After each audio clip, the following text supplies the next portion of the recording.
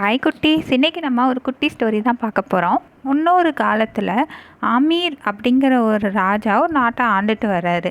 அவர் ரொம்ப ஆடம்பரத்தை விரும்புகிறவராக இருக்கிறாரு.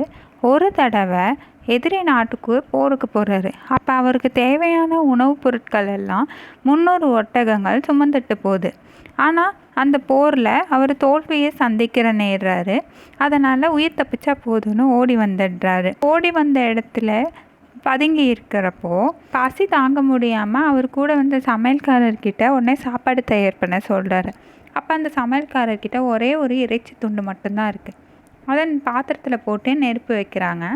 அப்போ வந்து சரி, அந்த குழம்புல ஏதாவது காய்கறி போட்டு அதுக்கு சுவை வைக்கலாம் அப்படின்னு சொல்லிட்டு அது காய்கறி தேடுறதுக்காக அந்த சமையல்காரர் கிளம்புறாரு. அப்போ அந்த வழியாக ஒரு நாய் வந்துட்டு இருக்கு. இவர் வச்ச கறி குழம்போட அந்த வாசனையில் வந்து அது அப்படியே ஈர்த்துட்டு வேகமாக வந்து அந்த பாத்திரத்துக்குள்ளே தலையை நுழைச்சிருது. அவ்வளோதான், சூடு தாங்க முடியாமல் அது அதோட தலையை வந்து பின்னோக்கி இழுக்குது. அப்போ அந்த பாத்திரம் வந்து நாயோட கழுத்தில் நல்லா மாட்டிக்குது. பயந்து போன அந்த நாய் வந்து பாத்திரத்தோடு ஓடிடுது. இதை பார்த்த உடனே அரசரால் சிரிப்பை தாங்க முடியல. உடனே அந்த பக்கமாக வந்து சமையல்காரன் வந்து, அரசே, நம்மளே இருக்க கொஞ்சம் சாப்பாட்டையும் இழந்துட்டோம், நீங்கள் இப்படி சோகமாக இருக்கிற நேரத்தில் சிரிக்கிறீங்களே ஏன் அப்படின்னு கேட்குறாரு. அதுக்கு அந்த அரசன் என்ன சொல்கிறாரு, என்னோட நிலைமையை நினச்சி பார்த்தா எனக்கு சிரிப்பு வந்துடுச்சு.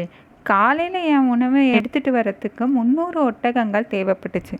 ஆனால் இப்போ ஒரு நாய் எல்லாத்தையும் தூக்கிக்கிட்டு ஓடுது அப்படின்னு சொல்லிட்டு அதை நினச்சா என்னால் சிரிப்பே தாங்க முடியல அப்படின்றாரு.